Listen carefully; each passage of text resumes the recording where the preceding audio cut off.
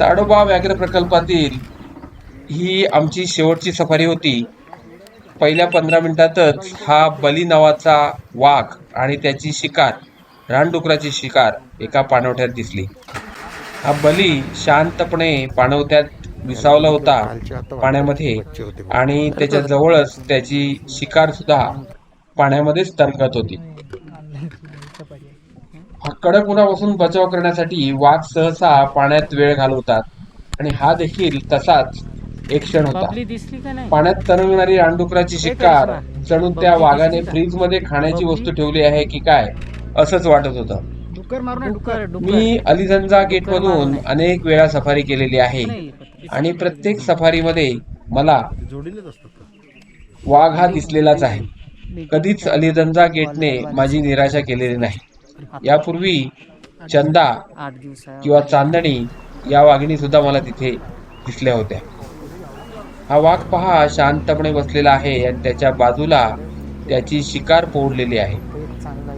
इथून थोड्याच अंतरावर म्हणजे 100 फुटावर म्हणता येईल, ही बबली नावाची वाघीण बसलेली होती.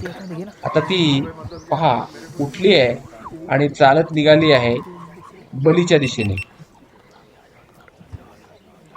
गाईडने आम्हाला सांगितलं की दोघेही कालपासून याच परिसरात एकत्र दिसत आहेत, त्यामुळे या भागात त्यांची हालचाल सातत्याने सुरू असल्याचं स्पष्ट होते. बबली उठली आणि हळूहळू बलीच्या दिशेकडे चालत आली.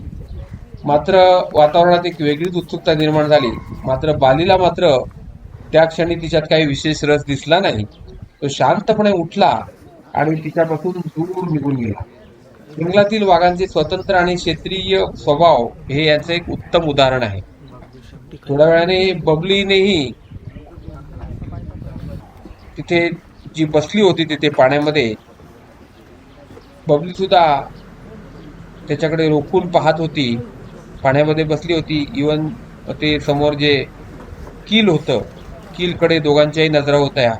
कदाचित या बली नावाच्या वाघाने हे कील केलं असावं आणि ते घेऊन आला असावं आणि हे पाण्यात ठेवलं असावं.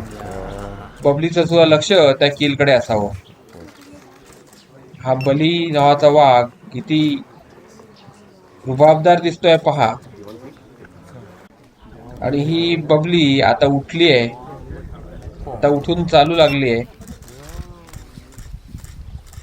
बलीला ओलांडून पुढे गेली आणि पुढे ती जंगलाच्या वाटेने पुढे निघून गेलेली आहे.